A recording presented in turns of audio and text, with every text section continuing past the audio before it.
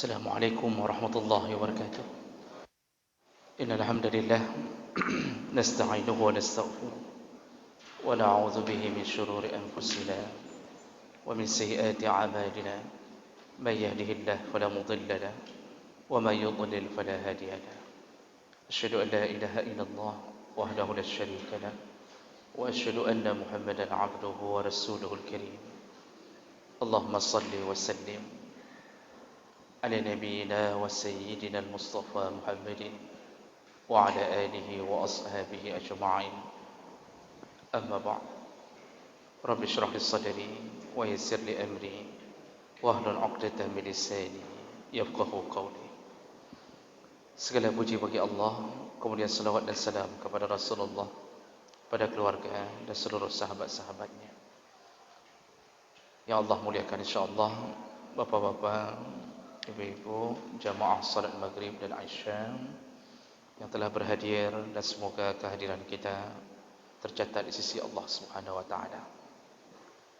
Bapak Ibu yang dimuliakan Allah, kita akan sambung pembahasan tentang adabul kalam, yaitu adab dalam berbicara.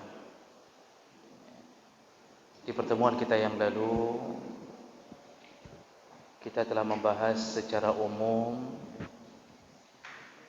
dan yang pertama sekali perlu diingat yaitu salah satu adab hifdzul lisan. Secara umum, jagalah lisan. Dan ini didasarkan kepada ancaman-ancaman Allah dan berita dari Rasulullah tentang buruknya orang yang tidak menjaga lisan. Baik, kita akan sambung berikutnya. Ada berikutnya yaitu qulil khaira aw liyasmut. Kalau bicara, bicaralah yang baik-baik saja. Kalaupun tidak bisa berbicara yang baik, maka hendaknya diam saja. Kalimat ini berdasarkan hadis Nabi sallallahu alaihi wasallam.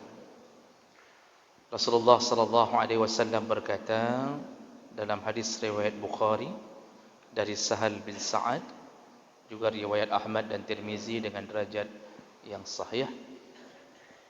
Qala Rasulullah sallallahu alaihi wasallam, "Man kana yu'minu billahi wal yawmil akhir fala yu'zi jarahu."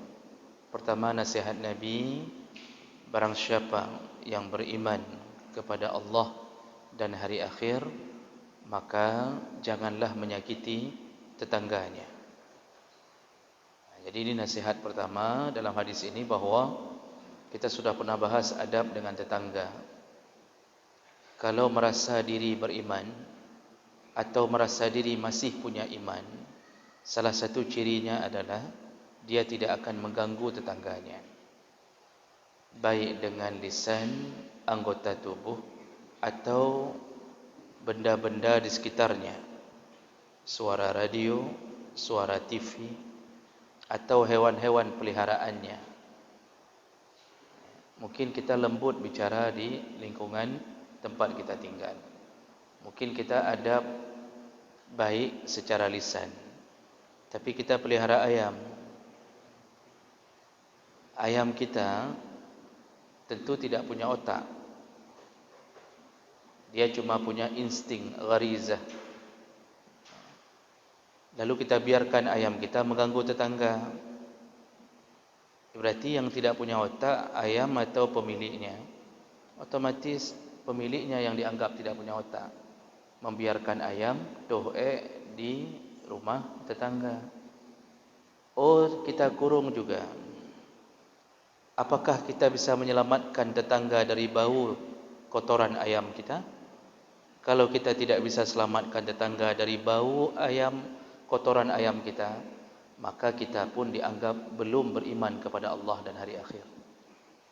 Jadi itu ciri-ciri orang beriman, tidak mengganggu tetangga. Kemudian Rasulullah menyambung, "Wa man kana yu'minu billahi wal yawmil akhir falyukrim dhaifah." Ini juga sudah pernah kita bahas tentang adab menyambut tamu. Rasulullah berkata, barang siapa yang beriman kepada Allah dan hari akhir, maka ciri-cirinya adalah dia memuliakan tamunya. Jadi orang yang disibukkan menyambut tamu sehingga membuat dia merasa serba kekurangan setelah memberikan sesuatu yang terbaik. Jadi orang beriman itu ketika datang tamu susah. Susahnya apa? Susah bagaimana cara membuat tamu senang. Jadi dia susah ingin membuat tamu senang. Maka dia berikan yang terbaik, tapi tetap dia merasa masih belum sempurna. Maka ini diajarkan melalui sunnah Nabi Allah Ibrahim alaihi salam, ketika Nabi Allah Ibrahim didatangi oleh 3 orang malaikat yang akan menghancurkan kota Sodom, iaitu kaum Nabi Lut. Pelakunya disebut Sodomi berikutnya. 3 malaikat, Jibril, Mikail, Israfil, menjelma menjadi manusia, lalu datang ke rumah Nabi Allah Ibrahim silaturahim. Dan Nabi Allah Ibrahim tidak tahu bahawa 3 orang ini malaikat, menunjukkan para nabi adalah manusia biasa. Tidak tahu kecuali diberitahu oleh Allah Subhanahu wa taala. Ketika mereka datang, Nabi Allah Ibrahim langsung menyuruh istrinya untuk menyembelih, untuk menyiapkan makan dengan disembelih seekor anak lembu. 3 orang tamu anak lembu disuruh sembelih. Lalu dihidangkan, didekatkan makanan kepada mereka, disuruh makan. Lalu mereka mengatakan kami tidak makan. Disuruh minum. Mereka pun mengatakan kami tidak minum. Barulah Nabi Ibrahim merasa heran. Baru dia bertanya, siapakah kalian? Baru mereka menjawab, inna Rasulullah, kami adalah utusan-utusan Allah. Baru tahu itu malaikat. Tapi yang perlu diambil apa? Bagaimana hebatnya Ibrahim menyambut tamu. 3 orang tamu, anak lembu. Anak lembu, Masya Allah. Kita kacang tojin 100 orang tamu. Seharusnya kan kalau 100 orang tamu cocok anak lembu kan? Tapi tidak, kacang tojin. Nah, roti kongguan, Unibis, sediakan teh sedikit, kita bilang sama tamu, nyan kuihnya nak celup-celup dalam teh yang tengok tanda baju. Nyan model. Okey, tapi masih baiklah daripada orang tidak menyediakan sesuatu. Artinya orang beriman susah kalau tamunya tidak senang kalau dia datang ke rumah. Maka oleh kerana itu, ini nasihat Nabi, yang merasa beriman pasti dia akan memuliakan tamunya. Kemudian Rasulullah menyambung nasihatnya dengan mengatakan, "Wa man kana yu'minu billahi wal yawmil akhir falyakul khairan aw liyasmut." Barang siapa yang beriman kepada Allah dan hari akhir, maka bicaralah yang baik-baik saja. Kalau tidak bisa bicara yang baik-baik, liyasmut, gantinya diam saja. Artinya, ini kata Ibnu Hajar Al-Asqalani, ini model wahaza min jawami al-kalim. Ini kalimah Nabi, jawami al-kalim. Jawami al-kalim itu singkat, padat tapi penuh dengan makna. Kalau tidak bisa bicara baik-baik, diam saja. Maksudnya bukan disuruh diam, tapi itu pilihan kalau tidak bisa bicara baik-baik. Jadi maksudnya tidak ada celah sebenarnya untuk bicara yang buruk. Tidak ada ruangan yang diberi kesempatan omongan buruk. Pilihannya cuma 2. Kalau mau bicara, bicara yang baik-baik. Artinya yang baik-baik, yang bermanfaat dan tidak mengandung dosa. Yang kekal yang baik-baik. Karena semua perkataan yang mengandung dosa itu tidak baik. Mulai dari berbohong, al-kizab, kemudian al-badhi, suka caci maki, kemudian ghibah, namimah, dadu domba, memfitnah, semua yang mengandung dosa tidak baik. Kalau mau bicara masalah yang tidak baik, maka lebih baik fikir lebih dahulu. Karena setiap kalimat tercatat di sisi Allah. Kalau tidak taubat, maka dia akan dipermasalahkan di akhirat. Jadi jemaah mereka Allah Subhanahu wa taala, ini adalah adab yang mengajarkan tentang berusahalah kalau bicara cukup yang bermanfaat dan yang baik-baik. Kalimah yang baik bukan bermakna kalimah baik itu mengalir begitu saja tanpa pahala. Kalimah yang baik berpahala, dianggap pahala sedekah. Setiap keluar kalimat yang baik itu pahala sedekah. Orang tua mengajarkan anaknya kalimah yang baik, nak, jangan tinggalkan salat. Kalimat jangan, kalimat tinggalkan, kalimat salat, semua tercatat di sisi Allah menjadi sedekah bagi orang yang mengucapkannya. Ketika bapa menegur sahabat-sahabat saudara kita di masjid, Pak, tolong maju uke, bah punuh saf uke, atau nak merapat kena. Kita bilang rapat. Itu kalimah baik, menegakkan agama, menegakkan syariat, maka dihitung pahala sedekah oleh Allah Subhanahu Wa Taala. Nasihat suami kepada isterinya, jangan belanja yang tidak perlu. Itu lemari sudah penuh dengan Tupperware. Kalau kita jual, kita bisa beri SPP 10 orang anak yatim. Daripada begini terus-terusan, itu suami mendapatkan pahala dengan kalimahnya. Isteri juga begitu, menasihati suami, bang, baik nak kahwin lain. Contoh. Elong mentang hai ni perempuan pelong kau. Itu baik tidak? Baik, cuma baiknya ada tanda tanya. Kenapa? Jadi intinya apa? Semua nasihat baik, semuanya berpahala sedekah. Siapa yang mengatakan itu? Rasulullah sallallahu alaihi wasallam. Kalau Rasulullah yang mengatakan dan diakui oleh para ahli hadis, ini salah satu hadis yang bisa dijadikan hujjah, maka tiada keraguan dalam perkataan Nabi. Rasulullah kalau berbicara itu bukan karena nafsunya, tapi semua dituntun oleh Allah. Makanya Allah mengatakan, "Wa ma yantiqu 'anil hawa in huwa ila wahyu yuha." Semua yang diucapkan oleh nabimu itu semua bukan berdasarkan nafsunya, tapi itu wahyu dari Allah. Cuma ada wahyu yang dimasukkan ke dalam Al-Quran. Ada wahyu bahasanya dari Allah, tapi redaksinya dari Nabi. Jadi Allah memberikan sesuatu pada Nabi, cara mengeluarkan kalimatnya itu dari Nabi. Itu disebut dengan hadis qudsi. Maka Rasulullah ada hadis qudsi yang mengatakan qala Allah Ta'ala. Kalau Rasulullah mengatakan qala Allah Ta'ala, itu hadis qudsi, tidak masuk dalam Al-Quran. Ada wahyu yang bentuknya adalah ilham kepada Nabi, dan Nabi bergerak sesuai dengan sifat manusianya. Maka dia mengeluarkan kalimah-kalimah versi seorang Nabi. Tidak ada yang sia-sia kalimat Nabi. Tidak ada. Dan Nabi pun tidak mengucapkan kalimah sia-sia. Maka jemaah melakukan Allah. Apa kata Rasulullah sallallahu alaihi wasallam? Ini hadis riwayat Bukhari dan Muslim dan Ahmad dengan derajat yang sahih. Rasulullah berkata, "Kullu sulama minan nas alaihi sadaqah." Setiap persendian yang ada di dalam tubuh kita itu bisa mencapai pahala sedekah. Kita ini punya 360 sulaman. Kita ini punya 360 persendian, kata Rasulullah dalam hadis yang lain. Jadi dalam tubuh kita ini ada macam-macam sendi, 360 sendi Allah ciptakan persendian kita.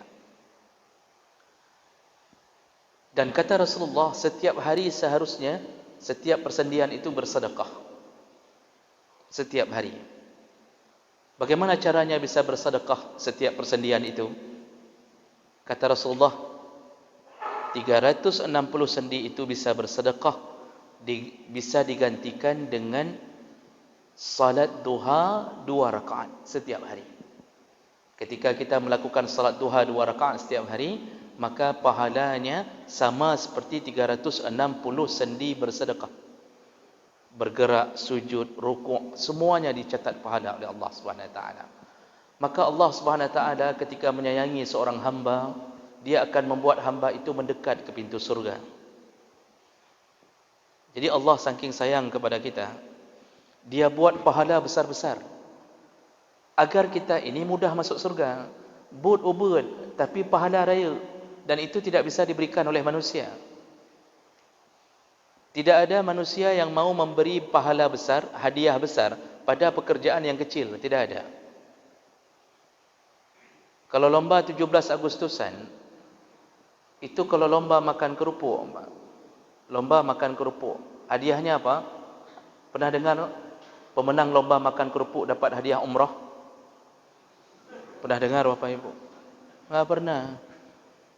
Kalau lomba makan kerupuk apa hadiahnya? Indomie. Kerupuk yang sama lagi, kayak kacok kekah aja kerupuk-kerupuknya. Mana? Tidak ada. Yang dapat hadiah umrah yang mana? Yang telah berjuang banyak baru bisa dapat. Pemenang 30 juz hafal Al-Quran, atau apa yang dia lakukan. Itu yang besar-besar baru dapat. Itu tipe manusia. Manusia tidak mampu memberi pada sesuatu yang kecil. Seorang tukang kerja pada orang kaya, maukah orang kaya membayar tukang tersebut di atas bayaran biasa? Tidak mau. Dia akan tanya, padum permete, nyo menyo pegat keramik padum semete. Adakah orang kaya mengatakan, pegat laju untuk 1 M kekah tenang menteng? Jangankan orang kaya, tukang aja enggak percaya. Tidak ada. Tapi Allah Subhanahu Wa Taala, Masya Allah, memasukkan kita ke surga dengan cara sedikit berbuat. Cuma salat duha 2 rakaat, pahalanya sama seperti 360 sendi dalam tubuh bersedekah, kata Rasulullah sallallahu alaihi wasallam. Maka berhusnudzanlah kepada Allah. Allah itu Rahman, Allah itu Rahim. Sifat Rahman Rahimnya melebihi sifat yang lain. Allah itu pendendam, Al-Muntaqim. Allah itu Qahar, Maha keras. Allah itu punya sifat pemarah. Allah itu mutakabbir, sombong dalam kuasanya. Wajar kalau dia sombong. Semua sifat itu diletakkan di bawah sifat Rahman dan Rahim. Makanya Nabi mengatakan, hari kiamat Allah mencurahkan Rahman dan Rahimnya, mengalahkan marahnya. Sampai iblis pun menyesal kenapa mengkhianati Allah. Ketika dia tahu hari kiamat, Allah berusaha bertanya ke hamba, walaupun Allah sudah tahu apa yang bisa membuatmu masuk surga. Mana amal yang bisa aku masukkan engkau masuk surga? Makanya amal-amal kecil jangan diremehkan. Amal kecil. Kita menghentikan mobil ketika kucing mau lewat. Tarim motor. Ni kucing mau lewat, kita rim. Kenapa kita rim? Karena sayang ke kucing itu. Apa kata Rasulullah ketika seorang pelacur menyelamatkan seekor anjing yang kehausan? Pelacur menyelamatkan seekor anjing yang kehausan. Rasulullah berkata, kullu kabidin ratbatin ajrun. Setiap makhluk yang Allah berikan hati yang basah, artinya dia punya hati. Anjing punya hati, kucing punya hati. Setiap hati yang basah, kalau engkau menolongnya, maka menuai pahala. Menuai pahala. Maka pelacur itu masuk surga, menolong anjing. Ini bahasa Nabi. Itu maksudnya adalah sekecil-kecil amal kalau ikhlas kerana Allah, Allah bisa ampunkan dosa, Allah bisa masukkan ke surga. Maka di sini pertama Rasulullah ingin mengatakan bahawa setiap persendian bisa berpahala sedekah, alaihi sedekah. Lalu Rasulullah menyambung, kulla yaumin tatlu'u fihi syam. Setiap hari ketika terbitnya matahari, artinya hari-hari yang engkau lalui, ya'dilu bainal isnain sedekah. Barang siapa yang mendamaikan dua orang yang bersengketa, maka dia mendapatkan pahala sedekah. Barang siapa yang mendamaikan orang yang bersengketa, sedekah. Kebalikannya, barang siapa yang memporak-porandakan orang yang berdamai menjadi pecah gara-gara ceramah kita, gara-gara provokasi kita, maka pahala itu berubah menjadi laknat. Pahala berubah jadi laknat ketika kita memecahkan hati sesama Muslim. Sehingga aneh, betul-betul aneh kalau ada pengajian yang mengajarkan kebencian. Purno sama berat, but sama berat, ajarkan mengaji, tapi di dalamnya kebencian. Kebencian yang diajarkan. Ya, kelompok ini, kelompok itu, nyan hanya kapatih, nyan lebih menyetengah talit bui. Kata ada sebahagian mengatakan begitu. Kalau kita sedang mengejar babi, kalau ketemu kelompok itu, stop dulu kejar babi, kejar kelompok itu. Nyan menan cara. Na'udzubillah. Ya. Maka Rasulullah hari-hari itu selalu mendamaikan dua orang yang bertikai. Satu suku dengan suku yang lain. Didamaikan oleh Rasulullah. Jemaah maka Allah itu juga berpahala sedekah. Kemudian Rasulullah berkata, "Wa yu'ainu ar-rajul 'ala dabbatihi fayahmilu 'alayha aw yarfa' 'alayha mata'ahu sedekah." Barang siapa yang menolong seseorang untuk naik ke atas kenderaannya, sedekah. Barang siapa menolong seseorang untuk naik ke atas kenderaan. Ada orang tua tidak mampu naik ke atas kenderaannya sendiri. Mungkin dia naik motor, enggak bisa naik. Tiba-tiba apa yang terjadi, lemah segala macam. Kita tolong untuk kita naikkan. Sedekah, kata Rasulullah. Atau wa yarfa'u mata'ahu, atau kita angkat barangnya. Ada orang yang kadang-kadang waktu berjalan dengan kenderaan menanjak. Ketika menanjak, jatuh barangnya. Lalu kita dekati, kita berhentikan sebentar, kita ambil barangnya, kita naikkan kembali sampai dia selamat ke puncak sana. Masya Allah, setiap apa yang kita lakukan sedekah, kata Rasulullah. Lalu Rasulullah menyambung lagi, wal kalimatut thayyibah sedekah. Nah, di sini intinya yang menyangkut dengan pembahasan kita. Dan setiap kalimat, bukan kalimat terjemahnya. Kalau disebut kalimah dalam bahasa Arab, ini pernah kita jelaskan minggu lalu, itu artinya adalah kata. Kalau disebut bahasa Arab kalimatun, itu terjemahnya bukan kalimat, tetapi kata. Kalau disebut jumlah, baru maknanya kalimat. Jadi jumlah itu kata-kata yang tersusun. Ini kata Rasulullah bukan jumlah. Wal kalimatut thayyibah, satu kata yang baik, maka sedekah. Allah hitung sebagai sedekah. Jadi Bapak Ibu maka Allah, tidak selamanya isteri mepep-pep itu tidak baik. Kadang-kadang isteri mepep-pep itulah isteri salihah. Selama mepep-pepnya memang untuk kebaikan. Kita tidak bangun salat subuh, dia mepep-pep, merepet terusan dari jam 5 sampai jam 6. Merepet, rugo aku mengkawin ngengkah, menyuku depa nak kata mayang subuh, menyuruh lagi nya aku takak ke entek macam dia bilang. Jangan fikirkah durhaka kelakar, jangan bilang bahawa dia durhaka ke suami. Kenapa dia mepep-pep? Suaminya tidak mau bangun salat subuh, mepep-pepnya dia dari jam 5 sampai jam 6 gara-gara suami tidak mau salat subuh, seluruhnya sedekah. Seluruhnya sedekah. Yang begitu jangan diceraikan, Pak. Kalau perlu beli hadiah, tambah maharnya.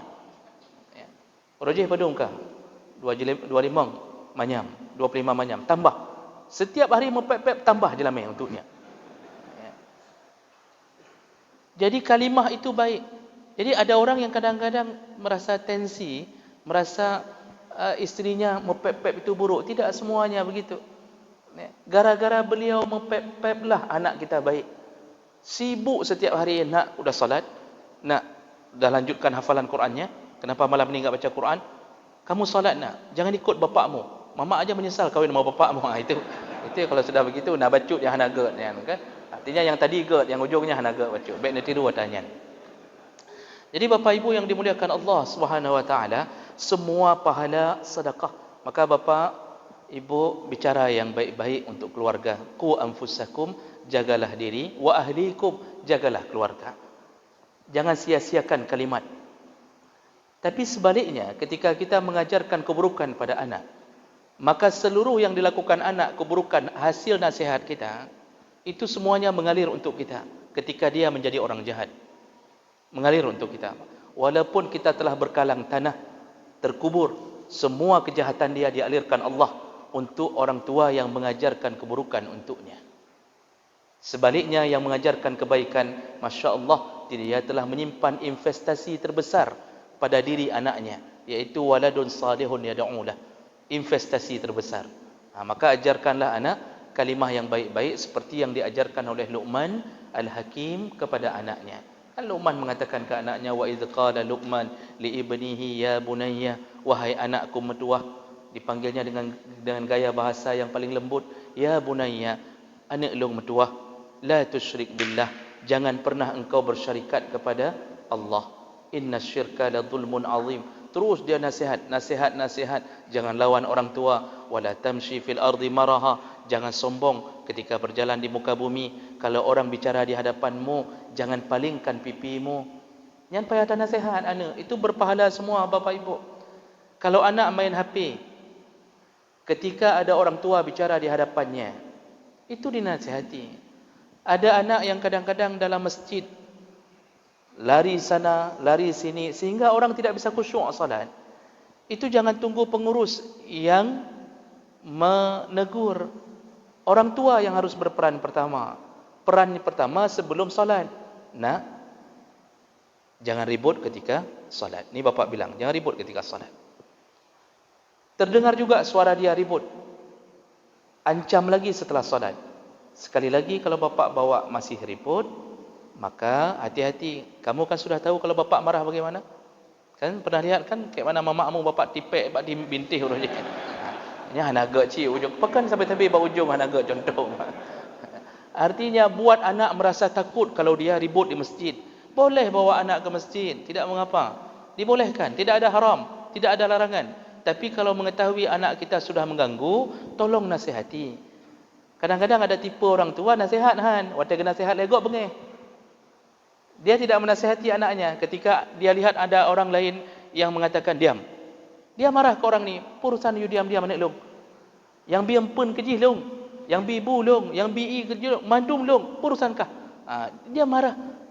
Ini orang tua seperti ini sebaiknya cuba pikirkan kembali untuk menjadi orang tua. Kini fikir-fikir ulang leh. Jadi Bapak Ibu maka Allah, jadi Rasulullah mengatakan setiap kalimah yang baik sedekah. Wa kullu khutuwatin yakhtuha ila salat sadaqah. Sedikit lagi Rasulullah menyambung nasihat untuk kita, dan setiap langkah ketika engkau menuju ke masjid-masjid Allah sedekah. Setiap langkah, Pak, khutwah. Khutwah itu satu langkah, kanan melangkah, ketika kaki kanan melangkah itu khutwah. Berikutnya disambung dengan kaki kiri, sudah dua khutwatan, sudah dua langkah. Kita berjalan kanan kiri, itu satu khutwah, satu khutwah. Dari mana kita jalan? Kita jalan dari rumah menuju ke masjid. Masya Allah, berapa langkah yang kita tidak menghitungnya. Malaikat menghitungnya. Seluruhnya sedekah, kata Rasulullah. Seluruhnya sedekah. Maka lebih utama memang berjalan ke masjid dengan jalan kaki. Jalan kaki. Tapi yang pakai motor, itu jangan mengira bahwa tidak ada sedekah. Ada setiap putaran ban yang dia di atas motor tersebut, itu juga berpahala sedekah. Bagi yang jauh-jauh, maka kenderaan itu lebih baik daripada tidak terkejar salat. Kemudian terakhir Rasulullah mengatakan wa yumitul adza 'anit tariq sedekah. Barang siapa yang pernah membuang sesuatu yang buruk dari jalan, al-adza itu yang mengganggu orang lain, apapun bentuknya, maka sedekah. Siapa yang memindahkan batu dari jalan, takut batu itu kalau terinjak mobil, terbang, kena pecah kaca rumah di samping jalan, atau dia takut orang terguling dengan batu tersebut, dia tendang sebentar ke samping. Ketika dia tendang, dia mendapatkan pahala sedekah. Siapa yang memindahkan sampah atau hewan mati di tengah jalan, karena selama ini banyak hewan mati di tengah jalan, kucing, biawak, ada tikus, Pak. Yang saya heran tikus, pakan mati pada tengah jalan ni. Itu pasti dibuang. Dan pertanyaannya, kenapa dibuang ke tengah jalan? Tapi baiklah, bagi yang sudah melihat, dia geser ke samping, dia buang, semuanya mendapatkan pahala sedekah. Dan yang lebih takjub ketika Rasulullah mengatakan Aku melihat seorang laki-laki di surga yataqallab, berfoya-foya di surga hanya karena membuang dahan pohon yang jatuh ke tengah jalan. Lalu dia berniat, ketika dia buang dahan pohon itu, dia berniat, ya Allah, aku membuang ini agar tidak menyakiti kaum muslimin yang lain. Lalu dia yang buang. Ketika itu ternyata Rasulullah mengatakan, Allah ambil amalnya itu menjadi penyebab dia masuk surga. Maka kalau menghindarkan orang dari keburukan di tengah jalan itu pahala sedekah, maka membuat orang jatuh di tengah jalan menjadi dosa. Para penjual mie, penjual martabak, yang kadang-kadang ketika buat mie rebus, bahagian sisa-sisa kuah dikumpulkan ke dalam satu kaleng. Kebiasaan penjual mie begitu, di ujung belangong, di ujung panci itu ada satu kaleng, sisa-sisa mie taruh dalam kaleng, taruh dalam kaleng. Kemudian ujung-ujungnya ketika sudah penuh dibuang ke jalan. Di situ bercampur minyak, bercampur mie, bercampur bumbu, bercampur pecahan telur, dibuang ke jalan. Masya Allah, orang jatuh di atas itu. Maka penjual mie ini, tunggulah dia dan mie-nya di dalam neraka Allah Subhanahu Wa Taala. Jadi baik mayang punya perkara hukum, memang tidak boleh mengganggu orang banyak apapun bentuknya. Jemaah neraka Allah Subhanahu Wa Taala, begitulah Rasulullah menasihati kita tentang hebatnya orang yang bicara yang baik. Jadi intinya bahawa kalau tidak bisa bicara yang baik-baik, diam saja. Bukan disuruh diam, itu pilihan kedua. Tapi kalau bisa bicara yang baik, perbanyaklah bicara yang baik-baik. Baik, karena waktu kita Bapak Ibu menakat Allah sudah berbunyi azan, insya-Allah kita bertemu di pertemuan yang akan datang. Subhanakallahumma bihamdik, asyhadu an la ilaha illa anta, astaghfiruka wa atubu ilaik. Wassalamualaikum warahmatullahi wabarakatuh.